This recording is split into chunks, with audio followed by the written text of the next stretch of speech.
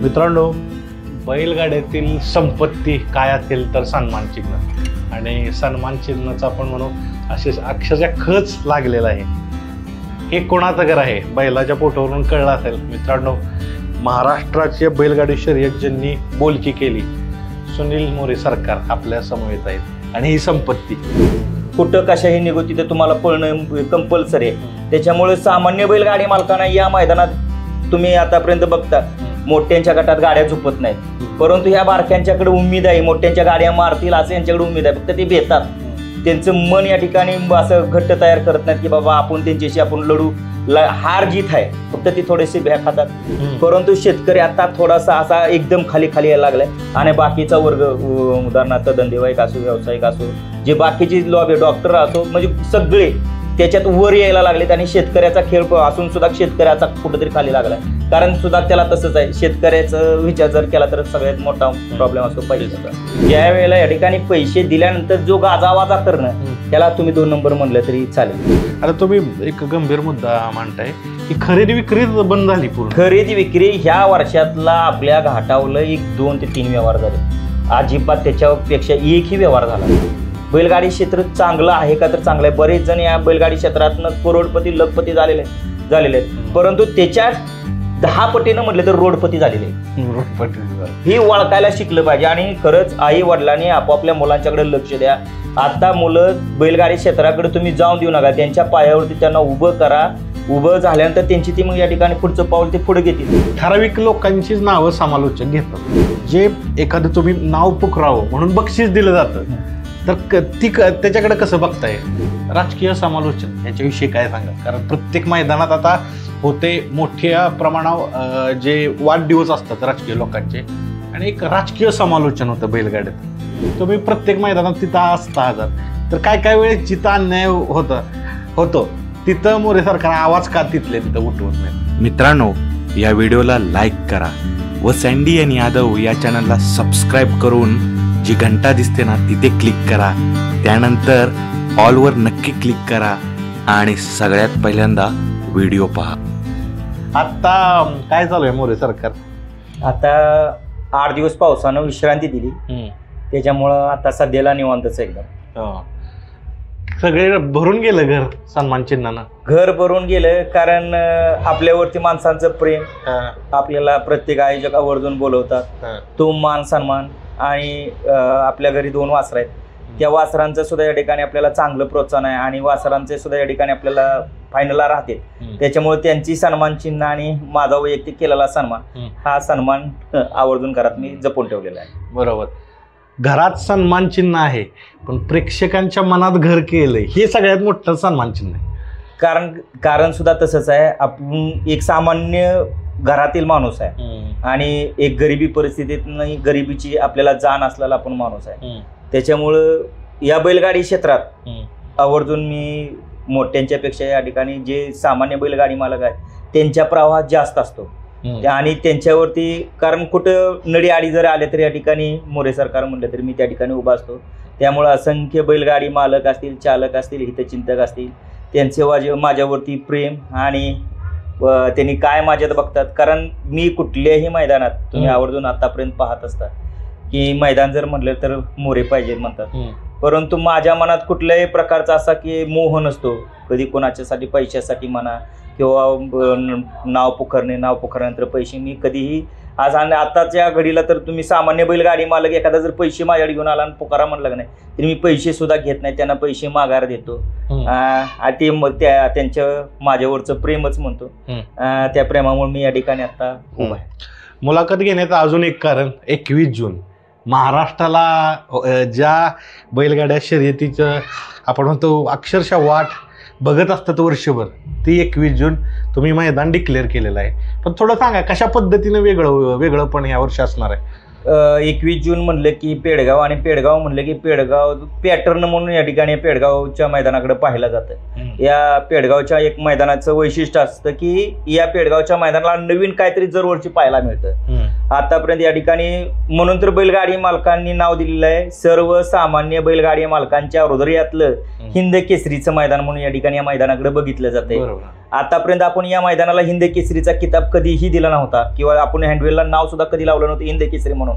फक्त जे बैलगाडी मालक आहेत, शौकीन आहेत, चाहते आहेत, त्या चाहत्यांनी या ठिकाणी या पेडगावकरांना हा मान दिलेला आहे की बाबा बैलगाडी, सामान्य बैलगाडी मालकांच्या मनातल्या हृदयातलं हिंद केसरीचं मैदान म्हणून या हिंद केसरीच्या मैदानाला लाभेल असं या ठिकाणी आपण काम केलं पाहिजे. आणि ते काम आपण दरवर्षी करत असतो. कुठेतरी या ठिकाणी सगळ्या बैलगाडी मालकांचा आपण विचार करतो. असं नाही की बाबा नुसतं मोठी नाही, छोट्या मालकाचा सुद्धा विचार करत असतो. आतापर्यंत दरवर्षी, आताच यंदाच नाही, आणि रेकॉर्ड आपला आपणच मोडत असतो. आपण कधीही दुसऱ्याची स्पर्धा केली नाही आणि करणार सुद्धा नाही. फक्त आपलं जे मैदान आहे, आपल्या गावचं मैदान आहे, ते कसं या ठिकाणी पुढं जाईल आणि या बैलगाडी क्षेत्राला कसा आदर्श या मैदानाचा घेता येईल एवढंच आपण या ठिकाणी काम करत असतो. बरं, मी जसं म्हटलं की दरवर्षी वेगळं, पण म्हणजे 1 रुपया प्रवेश फी असणं, असं काय ना काहीतरी उपक्रम करत असतात. त्याचाच आदर्श घेऊन पुन्हा महाराष्ट्रभर मैदान होतात.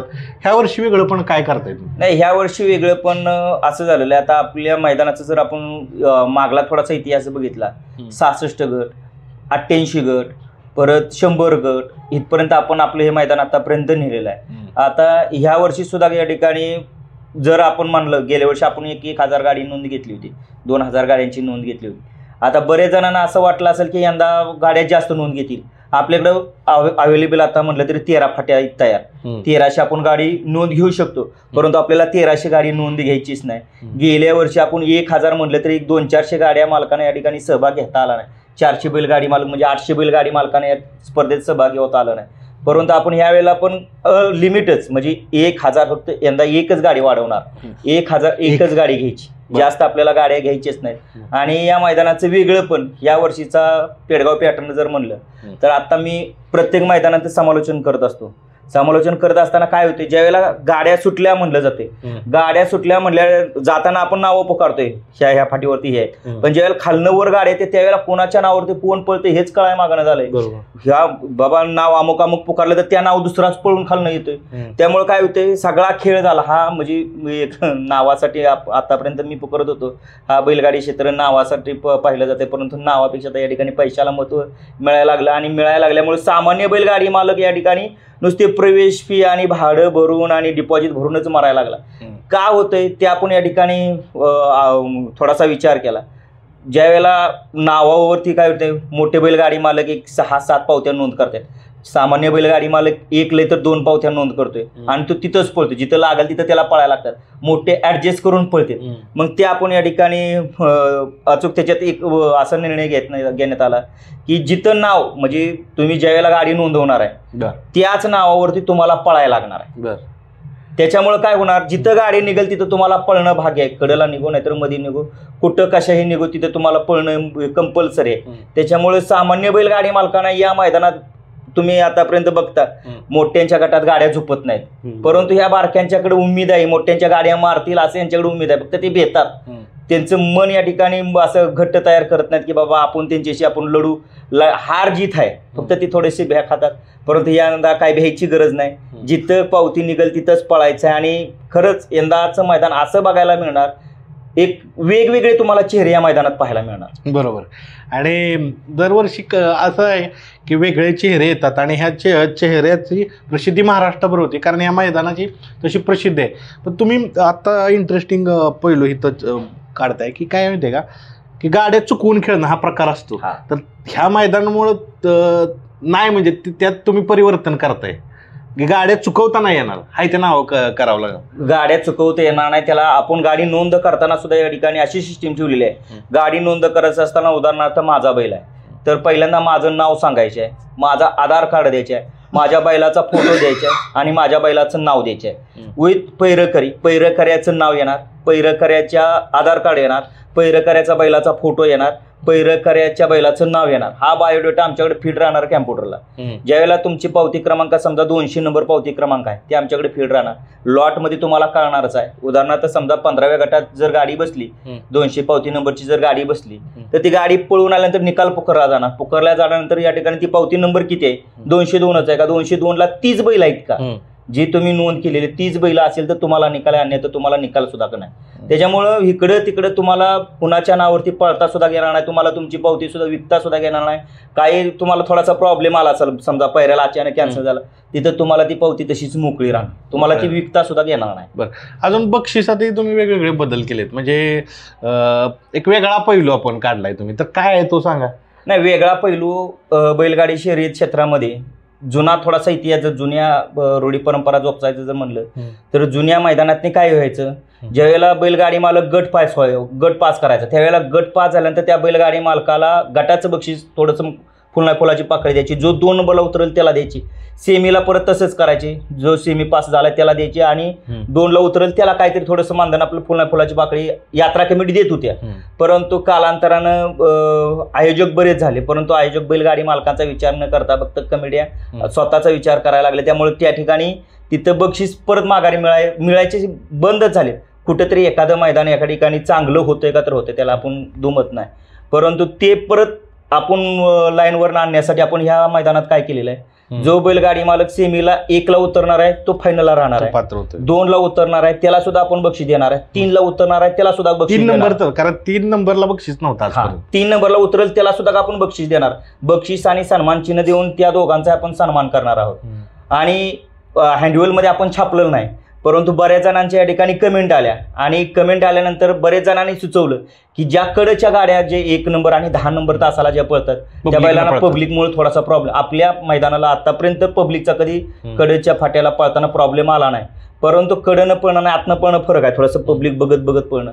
तर त्या सुद्धा आम्ही त्यांचा विचार केला आणि थोडंसं यात्रा कमिटीशी बोलून तो सुद्धा या ठिकाणी निर्णय आम्ही असा घेतला की ज्या कडच्या गाड्या 1 आणि 10 नंबर तासावली गाडी समजा काटाकाटीत म्हणजे 2 नंबरला जर उतरले तर त्यांना आपण त्यांची प्रवेश फी माघारी देणार आहे, आणि त्यांचा आणखीन आपण सन्मान करणार आहे नाव देऊन. खूप वेगळ्या पद्धतीनं होणार आहे 21 तारखेला, आणि पुन्हा आदतचं मैदान होते. तर आदत मध्ये काय जसं आहे तसंच ह्याला आहे तसंच ते ह्याला. बरं, मैदान तर 21 तारखेला होतंय, असंख्य प्रेक्षक येतात. बरं, आता थोडं हे सगळं चालू आहे, पण आत्ताच्या गाड्याकडे नेऊया, कारण तुम्ही बैलगाड्या सगळ्यात जवळनं बघत असता, सगळ्या पूर्ण म्हणजे सकाळपासून संध्याकाळून सगळ्या गोष्टी बघत असता. कशा आहेत बैलगाड्या चालू, सांगा तुमच्या नजरेनं. नाही, बैलगाड्या शर्यत क्षेत्राला आता एकदम सोनेरी दिवस आलेले आहेत.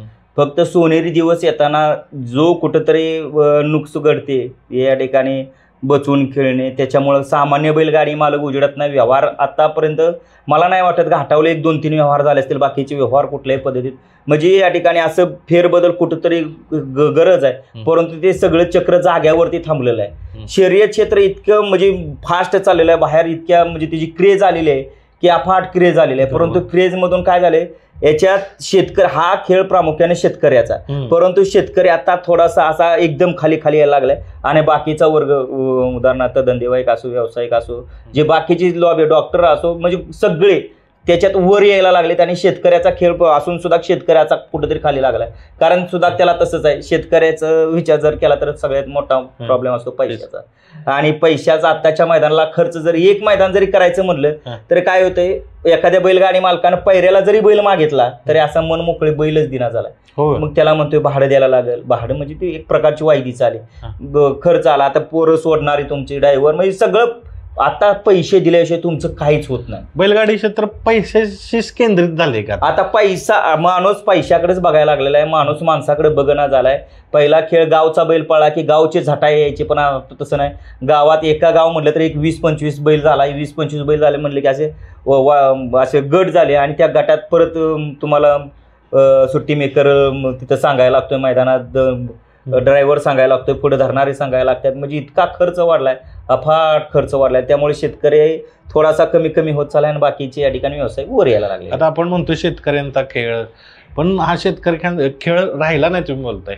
पण आता साधे शेतकऱ्यांत आशा तर आहे ना की मी एखादं वासरू तयार करून जिंकू शकतो, सगळं जग जिंकू शकतो. नाही, जग काय होतं माहितीये का, एक जुनी म्हण आहे, जिथं दात आहे तिथं चणा नाही, आणि जिथं चणा आहे तिथं दात नाही, अशी कंडिशन आहे. एखाद्या गरीब मालकाचा खोन पळतोय का तर चांगला पळतोय, चांगला पळत असताना त्या ठिकाणी माणसाच्या डोळ्यात बसतो की बाबा हा खोंड चांगला पोहतोय.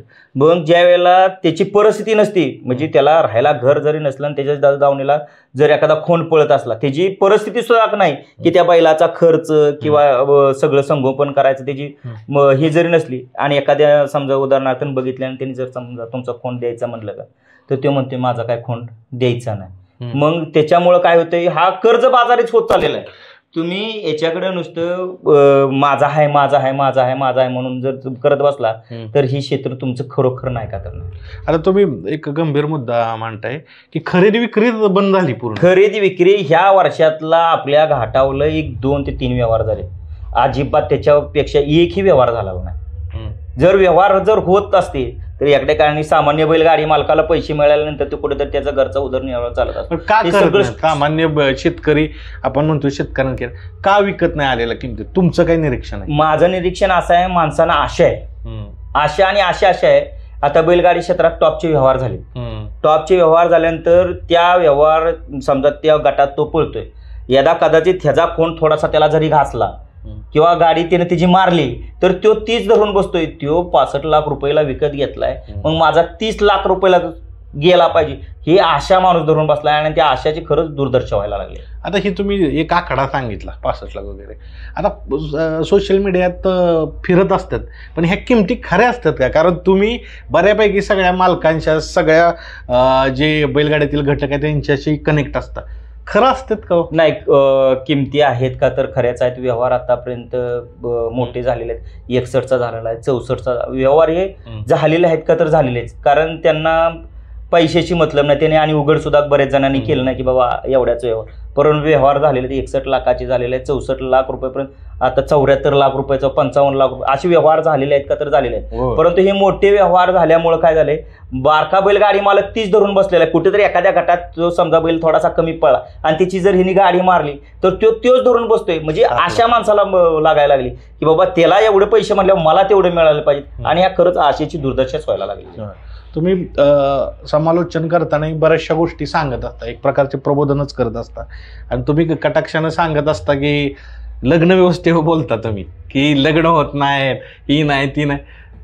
काय दिसतंय तुम्हाला अजून तरुणांच्या रिलेटिव्ह? मी ते सांगू इच्छितो, जुना काळ बैलगाडी शर्यतीचा आणि जुना काळ लग्नाचा याचं समीकरण एकदम सेम टू सेम आहे. जुन्या काळात जर तुम्ही लग्न जर बघितली तर त्यावेळेला लग्न होत होती, मुलगा इकडे तिकडे होत असला तरी त्या ठिकाणी अशी लग्न होत होती. आणि आताची म्हणजे बैलगाडी क्षेत्रात सुद्धा तसंच, एखाद्या वेळेला पैरा मागितला तर पैऱ्याची देवाणघेवाण सुद्धा मनानं होत होती. परंतु आता बैलगाडी क्षेत्रात सुद्धा तेच चाललेलं आहे. आता वायदी दिल्याशिवाय तुम्हाला बैल मिळू शकत नाही. तसंच लग्नात सुद्धा तसंच चाललेलं आहे. तुम्हाला मुलीच्या बापाला म्हणजे असं हुंडा म्हणता येणार नाही, परंतु खर्च म्हणून त्यांना मुलीच्या बापाला द्यायला लागते, तेव्हा लग्न व्हायला लागले. आणि काही काही वेळेला असं होतंय की पैसे देऊन सुद्धा लग्न होत नाही, तसं पैसे देऊन सुद्धा या ठिकाणी पैरा मिळत नाही. हे समीकरण सेम टू सेमच आहे. पण अनेक तरुण तुम्ही बघता, तुम्ही पुकरत बी असता, काम बघा, त्याच्यावर खूप तुम्ही बोलत असता, तर कसं बघताय? कारण तरुण पिढी खूप येते आता, म्हणजे हे तरुणांचं बैलगाडी क्षेत्र झालेलं आहे. नाही, तरुण पिढी बद्दल मी आवर्जून प्रत्येक मैदानात मी बोलत असतो का तर बोलत असतो, कारण तरुणाई या ठिकाणी इतकी या बैलगाडी क्षेत्राकडे उतरलेली आहे. एक तर तुम्हाला सांगतो, आरक्षणचं नाव पुढं करतात, हे शाळा शिकत नाहीत, आणि शाळा शिकत आहेत, मुली शाळा शिकायला लागल्या, आणि हे शाळा खरंच हे शाळाकडे ह्यांचं लक्षच नाही, ह्यांचं लक्ष सगळं बैलगाडीकडे सगळं लक्ष आहे. आणि एका बैलाबरोबर नाही म्हटलं तरी 4-5 लहान मुलं दिसतात, आणि त्यांना आता जर ते वळण लागलं, म्हणजे बैलगाडी क्षेत्र म्हणजे काय आहे, बैलगाडी गाडीत बसणं, तिकडं गेलं मैदानात गाडी पळ तेवढ्या पुरतं नाही, बाकी सगळं एन्जॉयचं आहे. म्हणजे मालक फक्त हे सेकंदापुरतं फक्त, आणि बाकीची मुलं मग इकडे तिकडे प्रवाहात, आणि प्रवाहात त्या राहिल्यानंतर वाईट संगती लागतात. चांगल्या जर तुम्ही चांगल्याची संगत केली तर तुम्हाला चांगलं त्याच्यात मिळणार. कारण बैलगाडी क्षेत्र असं आहे की बरेच जणांना त्या बैलगाडी क्षेत्रानं उभारी दिलेली आहे.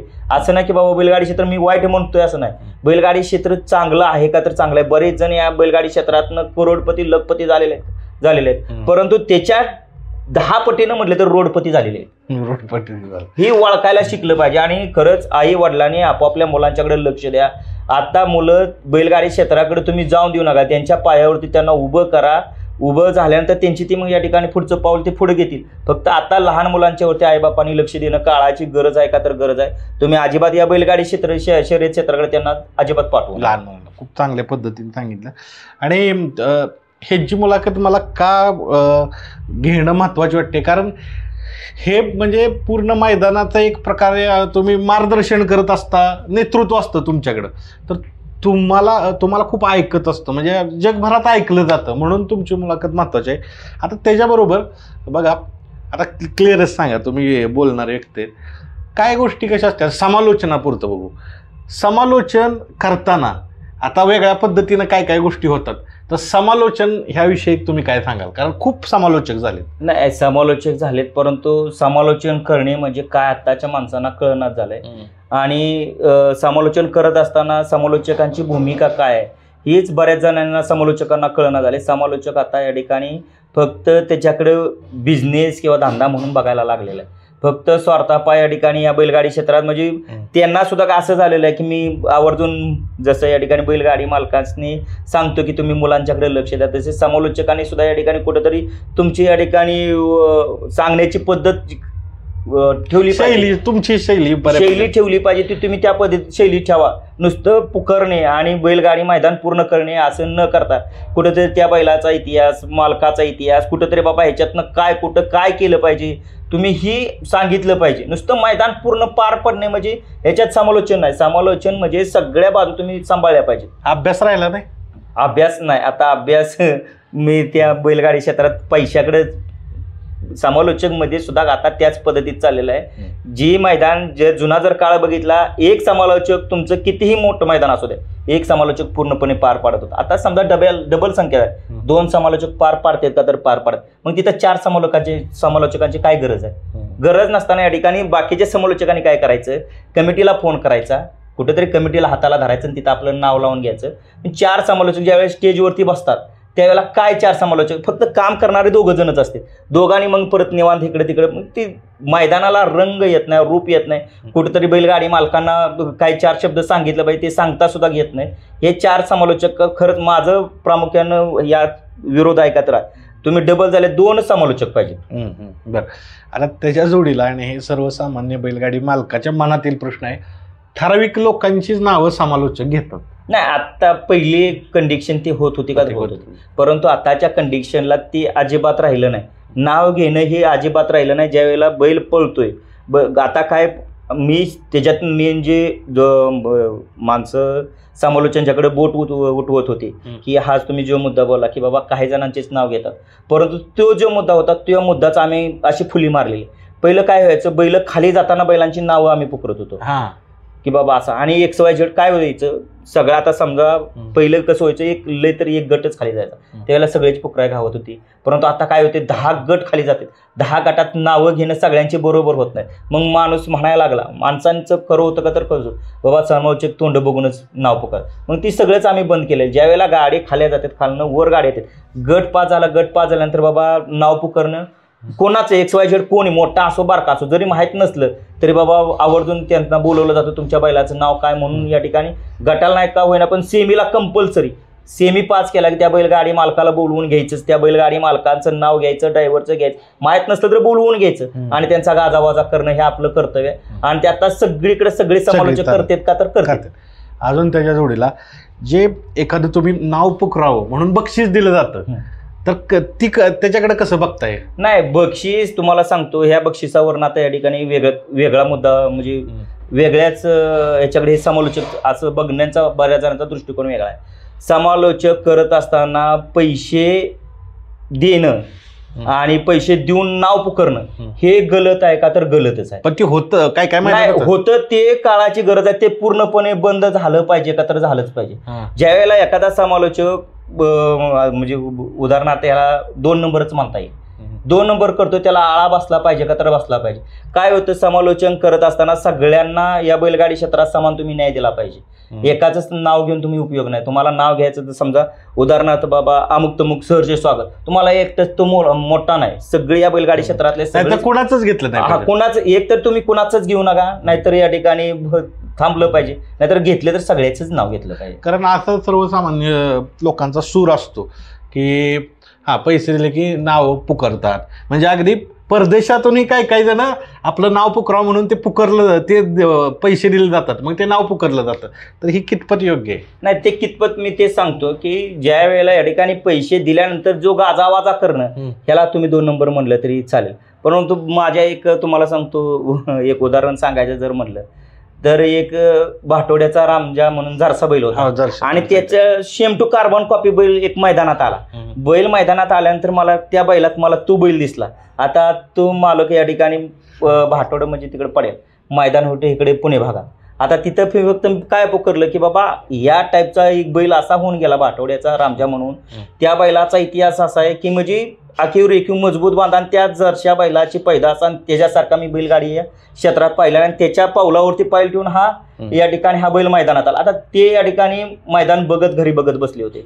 घरनं बघत त्यांना ते बघितलं त्यांनी की आपण घरी असून सुद्धा आपल्या बैलाचा तिकडं गाजावा. मग त्यांचं कुठेतरी मन हे झालं आणि त्यांनी तिथनं लगेच फोन केला की भाऊ आमच्याकडून तुम्हाला फुल नाही फुलाची पाकळी म्हणून अमुक आपलं बही. आता ते योग्य आपण म्हणू शकतो. ते का तुम्ही एक आठवण करून दिली म्हणून. आणि सगळेच असे नाहीत की बाबा समालोचक की बाबा सगळेच आठवणीत. आता नवीन समालोचन नवीन वाल्यांना या ठिकाणी जुना इतिहास माहिती नाही का तर नाही, परंतु ते या ठिकाणी कुठेतरी समालोचन करायचं म्हटलं तुम्ही थोडासा मागला अभ्यास करणं गरजेचं आहे, तर तुम्ही याच्यात उत्तीर्ण आहे. नाहीतर या ठिकाणी नुसतं पैसा जर तुम्ही बघून जर ही समालोचकाच्याकडे पैसा जर बघून समालोचन करायचं जर म्हणलं तर हे गलत आहे. बरं, अजून समालोचनात तुम्ही सांगितलं गाजावाजा, पण त्याला मर्यादा किती आहे? काय समालोचक सर्व महाराष्ट्र बघतो की प्रचंड गाजावाजा, म्हणजे अक्षरशः बैल बुसतात एवढी. नाही, गाजावाजा तुमच्या बरोबरच असतात माझ्या बरोबर सगळे प्रवाहात माझ्या आलेले आहेत. फक्त गाजावाजा करत असताना काय झालेलं माहिती आहे का, नियोजनाचे परफेक्ट वाचे. म्हणजे तुम्ही काय होतं माहिती आहे का, नियोजन पण करता परत त्यांचाच तुम्ही गाजावाजा करता. हे खरंच गलत आहे का तर गलत आहे. तुम्ही सगळ्यांना न्याय समान दिला पाहिजे का तर दिला. जर तुम्ही मी माझा आवर्जून सांगतो, ज्यावेळेला माझी बैल मैदानात पळाय असतात त्यावेळेला मी काय मैदानात माझं नाव असून मी सुद्धा खाली थांबतो. हाय 2 जण करा म्हणतो, मी आपला खाली थांबतो. असं तुम्ही कुठेतरी थोडीशी भूमिका ठेवली पाहिजे. ज्यावेळेला तुम्ही चांगलं एखाद्या बैलाचं नियोजनाबद्दल मी कोणाला दुमत करत नाही, तुम्ही नियोजन अवश्य करा, पण ज्यावेळेला नियोजन करत असताना त्यामुळे तुम्ही थोडंसं थांबलं पाहिजे किंवा खाली बसलं पाहिजे. आणि बॅनरला खरं तुमचं ती समालोचकांचं नाव आलं नाही पाहिजे तिथं. परफेक्ट नियोजनाचा परफेक्ट हे नाव आलंच नाही पाहिजे. बरं, अजून एक त्याच्यात काय होते, दुपळी निर्माण होती ना. तुम्ही मोठ्याच नियोजन करता, मग बारक्याच का नियोजन करत नाही, असा बघण्याचा सुद्धा माणसाचा दृष्टिकोन. त्यामुळे तुम्ही नियोजनच कधी घेत नाही. मी बैलगाडी क्षेत्रात आवर्जून सांगतो की मला एखाद्याचा फोन आला की नाही सरकार ती पैऱ्यात बघ, मला माझ्या बैलाला मी बैल मागू शकत नाही, मी तुम्हाला कुठं बोलणार आहे. बरोबर. राजकीय समालोचन ह्याच्याविषयी काय सांगाल? कारण प्रत्येक मैदानात आता होते मोठ्या प्रमाणावर जे वाढदिवस असतात राजकीय लोकांचे, आणि एक राजकीय समालोचन होतं बैलगाड्यात. कितपत योग्य वाटतं? नाही, कितपत कसं होतं माहिती आहे का, ज्यावेळेला राजकीय समजा आता वाढदिवसाला मैदान घ्यायला प्रामुख्याने बंद आहे, परंतु अजून काही ठिकाणी वाढदिवसाची मैदान होत आहेत का तर होत आहेत. कुठेतरी देवाची यात्रा म्हणून खाली बाबा वाढदिवस मैदान घेत आहेत का तर घेत आहेत. तर त्या वाढदिवसाला जो नेता खर्च अफाट करत असतो त्या नेत्याची या ठिकाणी मानसिकता काय असते की फक्त माझं नाव पुकारलं पाहिजे, माझा कुठेतरी वाहवा झाला पाहिजे, 4 समाज. मग त्या राजकीय समालोचक बोला, आणि त्या समालोचकांचं कामच ते असते की त्यांना उचलून धरणे. आता त्यांना आपण या ठिकाणी नावं ठेवू शकत नाही, त्यांचं ते काम करतायत का तर करतायत, कारण त्यांना बोलवलं असतं, त्यासाठी त्यांना बोलवलं असतंय ना. त्याच्यामुळं त्यांना आपण बोलणं खरंच या ठिकाणी वेगळं समजू.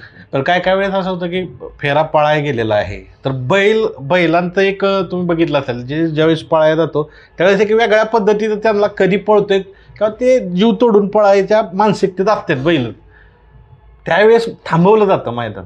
तर काय सांगाल? नाही, थांबवलं जाते म्हणजे काय, खरंच काय मैदानात इतकी बॅड कंडिशन येते की ती आम्हाला सुद्धा असं वाटतं याच्याला चला घरी जाऊया. ही म्हणजे इतकी वाईट कंडिशन होती. ज्यावेळेला काय आम्ही बघितलेलं आहे, फायनल खाली जाऊन नेते येस तोवर अर्धा नाही 1 तास मैदान थांबलेलं आहे का तर थांबलेलं आहे. हे खरंच बंद झालं पाहिजे. तुम्ही बैलगाडी शर्यतीला जर या ठिकाणी राजकीय जर वळण द्यायचं जर म्हणलं तर ते या ठिकाणी गलत आहे.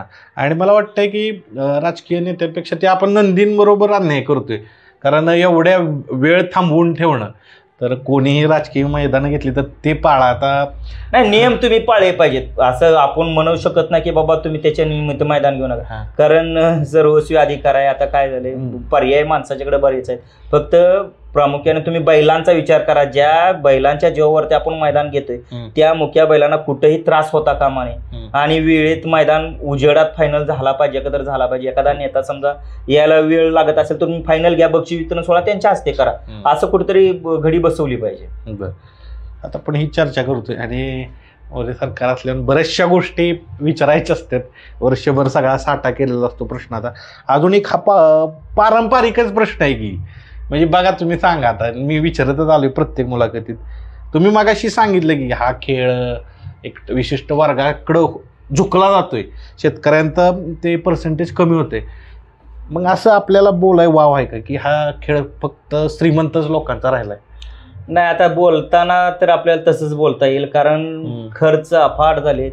शेतकरी अजून याच्यात बैल घेतोय का तर बैल घेतोय, त्याच्यातनं त्याचा उदरनिर्वाह क्वचित एखाद्याचा चालायला लागलेला आहे. आणि जर तुम्ही सांगतो, जर मैदानात तुम्हाला जर सामान्य बैलगाडी मालकांचा विचार जर करून जर मैदानात आली तर ही सामान्य बैलगाडी मालक वर येणार आहे. जो शेतकरी वर्ग आत्ता तळाला आहे, मी उदाहरण तेच सांगितलं की जो मोठा वर्ग आहे तो 6, 7, 8, 9, 10 पावत्या टाकतोय आणि 10 पावत्या टाकून तो जिथं मॅच होईल मध्ये बरोबर गाडी तिथंच तो पळतोय. तसा आपला शेतकरी वर्ग काय करतोय, एक लय तर कटाकटी त्याची परिस्थिती 2 पावत्या टाकायची, मग ते 2 तिथं त्याला पळणं बंधनकारकच आहे. म्हणजे 2 पावत्याला तो कुठेतरी पळतोय, मग तो कुठेतरी गाडी कडेला आली, मार खातोय, मार खाल्ल्यानंतर खर्च अफाट आहे.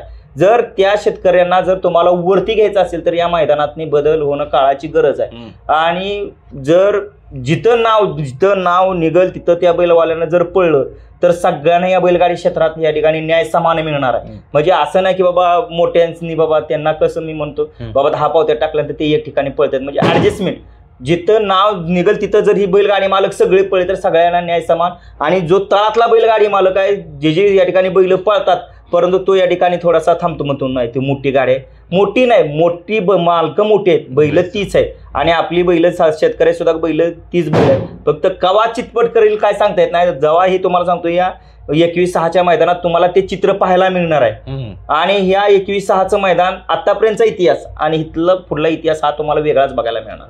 नवीन चेहरे या बैलगाडी क्षेत्रात आता तुम्हाला बरेच बघायला मिळणार का तर मिळणार. बरोबर. आता कसं एवढं तुम्ही चांगलं आणि रेकॉर्ड ब्रेक मैदान घेतायत, तुम्ही पुढं असताय का पुढाकार घेऊन सगळं करताय, तर बऱ्याचशा लोकांचं असं म्हणणं येते तुम्ही प्रत्येक मैदानात तिथं असता हजार, तर काय वेळेस जिथं अन्याय होतो तिथं मोरे सरकार आवाज का तिथले तिथं उठवत नाहीत? नाही, आता तुम्हाला जर सांगायची जर कंडिशन जर म्हणली का नाही तर पहिली गोष्ट आणि आताची गोष्टीत जमीन आसमानचा फरक आहे. ज्यावेळेला जुना काळ जर आपण पाहिला, मैदानात चालू होती बंदी नंतर आता आपली संघटना उदयास आली, त्या संघटनेच्या आधीचा जर काळ तुम्ही जुना जर काळ पाहिला, ज्या मैदानात मी समालोचन करायला असायचो त्या मैदानात एखाद्या समजा निकालाबाबत शंका कुशंका असायची, त्यावेळेला या ठिकाणी बैलगाडी मालक डायरेक्ट म्हणायचे नाही मोरे म्हणतील ते खरं, आणि त्यावेळेला मी जो निकाल द्यायचो तो बैलगाडी मालक मान्य करायचा का तर करायचा. परंतु आत्ताचं या ठिकाणी चित्र पाहता, जसं मी म्हणतो मैदान पुकारत असताना देशी आणि हायब्रिड हे सगळं आता कॉकटेल झालेलं आहे. आणि कॉकटेल झाल्यानंतर या ठिकाणी न्याय द्यायचं जर म्हणलं, आता 2 बैलगाडी मालक आहे, इकडे एक अपोजिट आणि इकडे एक आहे, 2 बैलगाडी मालकांचं मत आहे, एकाचं मत आहे गाडी फॉल आहे, एकाचं मत आहे फॉल नाही. आता त्यांच्या डोळ्याला ते बघतात, एक जण म्हणतात नाही आमची फॉलच नाही, एक जण म्हणतात आमची फॉलच आहे. आणि जर आपण जर बघत असताना या ठिकाणी आपण सुद्धा माणूस आहे, थोडंसं चित्र कॅमेरा आहे, कॅमेऱ्यात काय पडेल, कॅमेऱ्यात वेगळं दिसतं, आडेल्या कॅमेऱ्यात काय वेगळं दिसतं. जर आपण त्या बैलगाडी मालकांच्या बाजूने जर बोललो बाबा नाही आम्हाला दिसतंय ते आम्ही, तर हा बैलगाडी मालक मान्य करत नाही. हा बैलगाडी मालक काय म्हणतोय नाही हे गलत आहे, हे आज चुकीचा निर्णय दिला. मग त्यांचा बघण्याचा दृष्टिकोन वेगळा होतो. आणि आपल्याला काय होतं, आता प्रत्येक मैदानाला जायला लागतं, असं नाही की बाबा एकच मैदान केलं नाही थांबलं. त्यावेळेला काय होतं, मग बैलगाडी मालक म्हणतो थांब खाली तुला धावतो. म्हणजे असली आता भूमिका पाठीमागं तो झालेला एक तुमच्या हाती उचलला तो झालेला विषय, मग एवढं रिस्क झालंय आता, रिस्क लय इतकं रिस्क आहे. आणि आता बोलणं गलत आहे, कारण या बैलगाडी क्षेत्रात बरेच रथी महारथी आलेले आणि त्यांचं वागणूक या बैलगाडी क्षेत्रात चांगले नाही. माणूस आता समालोचक सुद्धा दहशतीखाली, गुन्हेगारी क्षेत्रात स्पष्टच बोलाय काय, कारण खरंच ज्या वेळेला या ठिकाणी पुकारत असताना सुद्धा 10 वेळा विचार करायला लागतोय आणि मग बोलायला लागते की कशाचा राग येईल. माणसाला एखाद्याला मागत जरी सर म्हटलं नाही तरी माणसाला राग येतोय. म्हणजे आपण सांगायचं आपलं काम असतं, बाबा तुम्ही तुमच्या जीवाची पर्वा करा, आपण सांगतो बाबा तुमच्या घरचा विचार करा, बरं एखाद्याला मागत सर म्हणले तरी त्याला राग येतो. ही आताची सत्य परिस्थिती आहे. त्यामुळे या ठिकाणी खरंच संघटना एकजूट पाहिजे. संघटना असल्यानंतर या ठिकाणी ज्यावेळेला आपली अखिल भारतीय संघटना आहे, आता अखिल भारतीय संघटनेच्या खाली पदाधिकारी आहेत, ज्यावेळेला एखादं मैदान होतं त्यावेळेला तिथं पदाधिकारी असतील आणि सगळ्यांच्या अंडरखाली जर मैदान असेल तर तुम्हाला तिथं न्याय मिळतो.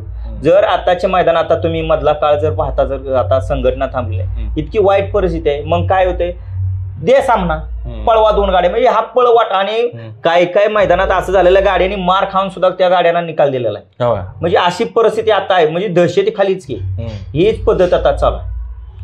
संघटना तुम्ही म्हणताय आणि संघटना आता तेच खाली उतरायत. त्या दिवशी तुम्हाला सांगतो एक मैदान आता गेल्या 15 दिवसापूर्वी तसंच झालं. 2 गाड्यांचा वाद होता. एका कॅमेऱ्यात गाडी थोडीशी अशी क्रॉस गेलेली दिसायची आणि एका कॅमेऱ्यात गाडी बाद दिसायचीच नाही. आणि निकाल देत असताना बराच वेळ ती बैलगाडी मालक दोघंही मान्य करणार, हे म्हणायचं ती गाडी बादच आहे आणि दुसरा बैलगाडी मालक म्हणायचं आमची गाडी बादच नाही, तुम्ही दाखवा कुठं आमची गाडी बाद आहे ती दाखवा. मग कमिटी म्हणायची नाही ती एका कॅमेरा दिसते गाडी बादच आहे. मग त्यांचा वाद इतका, म्हणजे मैदान अक्षरशः तुम्हाला सांगतो 3ला गट झालं होतं सगळं, 3:30ला सिमी झालं होतं. फक्त त्या एका वादासाठी 5:45 वाजले तरी तो वादच मिटत नव्हता. मग यात्रा कमिटीनं काय केलं, म्हणले चला सामना दिला, दोघातला एक बैल पळवायला लावला. म्हणजे खरं ते म्हणजे सामना तिथं गरज नाही, फक्त बैलगाडी मालकाने रोज मैदानात फक्त कुठेतरी थांबलं पाहिजे, विचार केला पाहिजे बाबा एका मैदानात आपण काय थांबत नाही, उद्याच्याला. पण माणूस माघारच घ्यायला मागणार झाला. आताची परिस्थिती आहे, तिथं जर संघटना कार्यान्वित असते, जर संघटनेचं त्यांनी कुठेतरी ऐकलं असतं. ही परिस्थिती आहे. संघटना खरंच काळाची गरज आहे का, तर गरज आहे. आता हे सगळं आपण समालोचन किंवा बैलगाडी संदर्भात बोललो.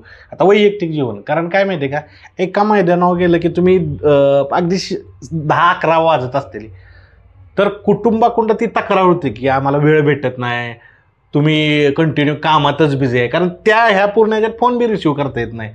तर ही तक्रार असते का तुम्हाला की आम्हाला वेळच नाही द्यायला तुमच्याकडे, तुम्ही मैदानच करताय फक्त? नाही, असते तक्रार. बऱ्याच वेळा तसंच होतं. पहिल्यांदा मी समालोचन, मी प्रत्येक बाईटमध्ये मी ते सांगत असतोय, पहिल्यांदा मी घरचा विचार करतो आणि मग परत बाहेरचा विचार करतो. आता आपल्याकडे जर घरचं जर बघायचं गेलं तर 2 खोंड आहेत, 2 खिलार गाय आहेत, 2 मसर आहेत, परत शेरड आहेत आपले, म्हणजे आपला आणि आम्ही नवरा बायको 2 जणच. मला ती सगळं घरची तयारी करून मग मैदानाला जायला लागतं. पण ही तक्रार, कारण आता समजा मी काम करत होतो बाहेर, तर कसं घरच्या मंडळीची तक्रार असते की तू प्रायोरिटी देत नाही आम्हाला, तू त्या पद्धतीने, म्हणजे एखादा कार्यक्रम असेल, तुमचं काम आहे तिथं, पण त्यांना काय वाटणार की नाही हा आवर्जून जातोय, हा वेळ देत नाही. बऱ्याच वेळेला तो प्रॉब्लेम एखादा येतोय का, तर येतो लग्न असो, एखादा कार्यक्रम असतो. कारण काय होतं, मैदान घेत असताना आपली मैदानांची बुकिंग 3-3, 4-4 महिन्याच्या आधी बुकिंग होत आहे आणि बुकिंग झाल्यानंतर एखादा कार्यक्रम अचानकच निघतोय. आता अचानक कार्यक्रम जर निघाला आणि ती आपली तारीख असली तर ती तारीख आपल्याला मैदान ते करणं गरजेचं आहे का, तर गरजेचंच आहे. त्यावेळेला त्यांना वेळ देत नाही आपण मैदानाला. त्यावेळेला त्यांची तक्रार मोठी असते का, तर मोठी असते, फक्त घेते थोडंसं समजून ऍडजस्टमेंट. किती 3-3 महिने अगोदर तुमचा तारीख बुक करावी लागते? हा, 1-3 महिने बुक. खूप बिझी झाला की. बर, आता मैदानाचे ज्यांना माहित नाही त्यांना सांगा, एका मैदानाची म्हणजे आपण किती फीज घेतो, कारण ती सांगा. बऱ्याचशा लोकांना वाटतं की खूप घेतली जाते, कशा पद्धतीने ती सांगा. बैलगाडी शर्यत क्षेत्रामध्ये आता जर परिस्थिती, एखाद्या कुठल्याही आयोजकाने जरी फोन केला, बाबा तुमचं मानधन किती वगैरे काय, माझा प्रश्न असतो पहिला, मानधन वगैरे मी कधी सांगत नाही. तुम्ही दिल त्यात मी या ठिकाणी समाधान आहे, दिल त्यात मी कधीच XYZ एखाद्यानं म्हणावं की बाबा मोरेना विचारलं ते बाबा तुम्ही पैसे किती घेता, मी असं सांगितलं नाही. तुम्ही दिल त्यात मी समाधान आहे, कुठंही मैदान असू दे. माझं पहिल्यापासून तेच आहे, मी पैशासाठी कधी कुठं भांडत नाही. बाबा मला एवढे पैसे मिळाले पाहिजेत असं मी कधी आज तागात धरून धरलं नाही. बाबा एवढे पैसे मला मिळाले पाहिजे, दिल त्यात मी समाधान आहे. भरपूर गप्पा मारल्या आणि आपण मैदान ज्यावेळेस ॲक्च्युली आखणी होईल त्यावेळेस ही गप्पा मारूया.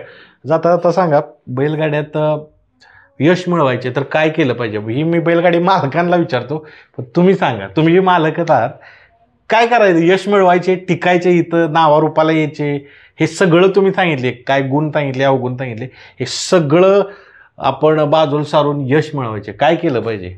यश मिळवायचं जर तुम्हाला असेल या बैलगाडी शर्यत क्षेत्रात, ज्या वेळेला आपण लहान मुलाची जशी तयारी करतोय, लहान मुलगा तयार होत असताना त्याची या ठिकाणी बुद्धीची आपण कुवत बघतो, बाबा किती कुवत आहे त्याची, त्याप्रमाणे आपण त्याला ऍडमिशन घेतो. म्हणजे इंग्लिश मिडियमला घालायचा कुठल्या, तसं ह्या बैलगाडी शर्यत क्षेत्रामध्ये पहिल्यांदा तुम्ही घरी ते वासरू तयार करा. तयार करत असताना फिरत टाकत असताना त्या ठिकाणी तुम्ही आधी बघा किती सेकंदात ते पूर्ण करते.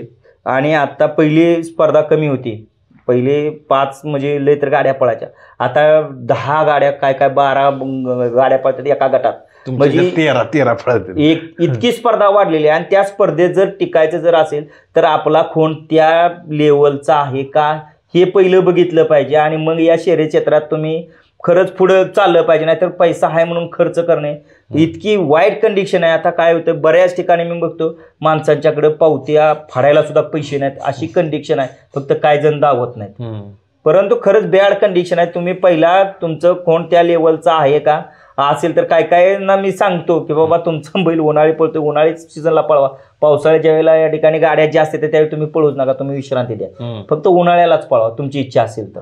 आणि ह्या शर्यत क्षेत्रात टिकायचं असेल आणि तुम्हाला लावलौकिक करायचं असेल तर इथून तर तयारी तुम्ही केली, विचार जर केला तर तुम्ही पुढे टिकणार. आणि आताच्या कंडिशनला असं आहे, पैरा मागितला तुम्ही जर XYZ ला फोन केला पैरा मागितला तर तुम्हाला पैशाचाच विषय येणार. तुम्ही बैल असा तयार करा की मैदानात बैल पळला की ते एखाद्यानं म्हणलं पाहिजे याला का खोंड पळतंय. नाते संबंध काय नाहीत का? नाते संबंध याच्यात आता मुठमाती, म्हणजे आता उदाहरण गेल्यावर पण मी बोलवतो, मामाचे जर लग्न करायचं असलं मामाला म्हणलं तर मामाकडे मस्त 4 मुले आहेत, तर मामा म्हणतो हाय लक्ष आहे लक्षात, मामा तर काय देत नाही, नुसता मामा आशेव ठेवतो. तसं ह्या बैलगाडी शर्यत क्षेत्रात आहे, एखाद्याला जर नाते संबंधातला बैल असला तरी त्याला म्हणलं तर नाही करू म्हणणार, एखाद्या नियोजन आपण करू करू करू म्हणजे नुसतं आशेवरतीच ठेवणार. बघा खूप गोष्टी यांच्याशी बोलता येऊ शकतील, भरपूर वेळ दिला. काय वाटलं बोलून, आपण गप्पा मारल्या? नाही, गप्पा मारून एकच माझं मत की या बैलगाडी शर्यत क्षेत्रामध्ये खरंच तुम्ही शेतकऱ्याचा विचार करा, शेतकऱ्यावर आणायचा प्रयत्न करा. आणि मैदानात घेत असताना या ठिकाणी शेतकरी कसा वर येईल याचा या ठिकाणी आयोजकांनी सुद्धा विचार करा. आता या बैलगाडी शर्यत तुम्हाला सांगता सांगता एक जाता जाता राहून गेलं. आपण आता वेगळा पॅटर्न केलेला की बाबा एक पावती तुम्हाला कुठं पळायच्या त्या ठिकाणी तुम्ही पळा, जिथं नाव तुमचं येईल तिथं तुम्हाला पळायला लागणार. त्यावेळेला या ठिकाणी शेतकरी कुठेतरी बारका वर येणार आहे. आणि आणखीन एक आपण या बैलगाडी शर्यत क्षेत्रामध्ये आपण नियम, म्हणजे एक नवीन नियम तयार करतोय की बाबा हिंद केसरी हे सर्वसामान्य जनतेच्या हृदयातलं मैदान आहे. आणि या मैदानाला नावाला साजेल असं या ठिकाणी आमचं ग्रामस्थ मंडळ पेडगावकरांनी एक निर्णय घेतलेला आहे की जो बैल या पेडगाव शर्यत बैलगाडीच्या मैदानामध्ये सलग 3 वर्ष 1 नंबर करेल त्याला 1 वर्षाचा पूर्णपणे खुराक द्यायचा या ठिकाणी आम्ही तयारी केलेली आहे. आता यंदा 2 वर्ष सलग बकासूरनं केलेला आहे. यंदा जर त्याने सलग 3 वर्ष 1 नंबर जर केला तर त्याला आपण 1 वर्षाचा पूर्णपणे आपण खुराकाचा आपण खर्च देणार आहोत. इथून पुढला सुद्धा इतिहास तसाच राहणार आहे. जो सलग 3 वर्ष या मैदानाचा 1 नंबर, आता गाडी पैरा टिकू शकत नाही, त्यामुळे पैरेकरांच्या पहिलं जुनं असं चालायचं की बाबा फिरती गाडी जी 3 वर्ष 1 नंबर करेल त्याला या ठिकाणी बक्षीस द्यायची, परंतु आता ती पैर टिकत नाही. त्यामुळे आता आपण या ठिकाणी फक्त एका बैलावरती आलोय.